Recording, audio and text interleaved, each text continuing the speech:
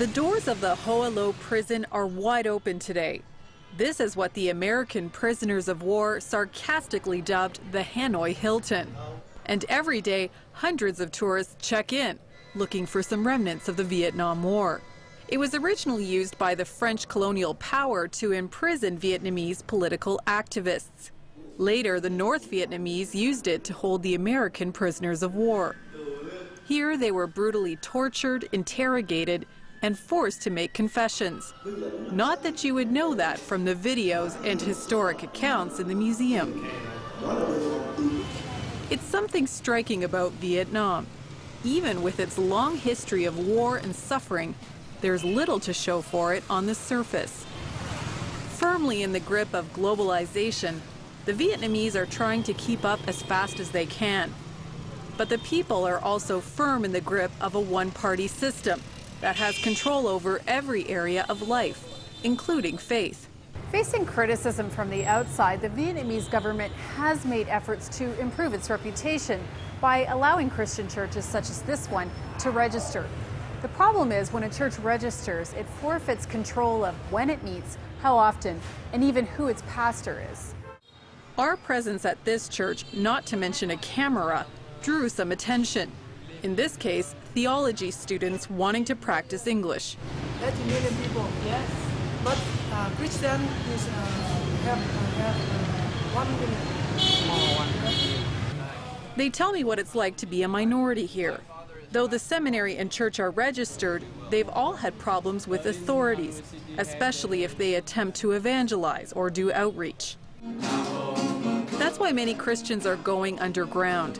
This place is a secret refuge for men and women from the most persecuted area of Vietnam, the mountain region. Here they come to worship together and study the Bible. The men here today are from several tribes. Some are illiterate, some are former addicts, and some former witch doctors. Each had an encounter with God that changed the course of their life, and now they want to learn more about Him. What they also share is the experience of religious persecution. We've hidden their identities for their own protection. The threat of arrest, or worse, is very real. So they use a string. One of the men, Khan, shows me how local policemen arrested him and hung him by his thumbs. Sau đó 3 ngày sau thì công an xã và chủ tịch xã, bí thư xã thì mới về tống cổ xong là mới trói hai tay em ở đằng sau. Xong rồi về đến trên ủy ban xã thì công an nó buộc một ngón tay, có này treo và buộc cái ngón chân của em treo được 3 tiếng đồng hồ. He can barely hide the pain of that moment, and it wouldn't be his last encounter with persecution. What made it worse was the isolation. Thì lúc đó thì em cứ cầu nguyện máy thì em mà lần thế nào chỗ cũng phải cho em gặp một người nào đó để giúp đỡ. Nếu mà không có thì chắc cũng không có tin lành. Chắc chắn có tin lành rồi thì phải có người giúp đỡ. Và có Chúa Giêsu đã chết ở trên thập tự giá rồi thì đã có Chúa rồi thì phải có con người để giúp đỡ. Thì em hy vọng cứ cầu nguyện mãi như thế thì em mới đi 3 ngày ở nhà ra để đi đến đường ô tô, trước đường ô tô đi bộ và đi ngủ trong rừng thì cũng không sợ báo, sợ hổ, chỉ sợ chính quyền nó bắt bớ. God heard his prayer, and he was able to connect with a network of believers with the same desire to preach the gospel. Until 15 years ago, Christianity was virtually unheard of among certain tribes. Today, the people in the tribal areas make up Vietnam's fastest growing church. Tia first heard of Jesus through the radio. Cái lúc đấy mình tin Chúa, thì lúc đấy em tin thì cũng có nhiều người tin rồi. Thì điều phép chắc là lúc đó thì mình rất là ngạc nhiên, rất ngạc nhiên. Và mình nghĩ là đúng có một cái gì, đúng có một Chúa. That decision led to several imprisonments, but it hasn't deterred him from evangelism. The question is, why? Cũng như trong sách sách Giăng này, cũng như sách Luca, đoạn 9 câu 18 đến 24 đấy, 28 đấy, cũng nói là ai từ bỏ mình từ bỏ. Following Christ has meant much trouble for Min. He had practiced idol worship his whole life, but when he got sick, he couldn't find relief. Này thằng lê của tai muốn chỉ phát muốn chỉ han muốn chỉ han yêu mà yêu cũng giờ tiếng bây giờ những cái đây mà quanh châu muốn lo lại mà quanh châu. He destroyed the idols which angered many in his community. He was also brutally beaten by the police. He's not fighting back. Instead, he's equipping himself to teach and preach the salvation and love he found. Rồi nó tìm này con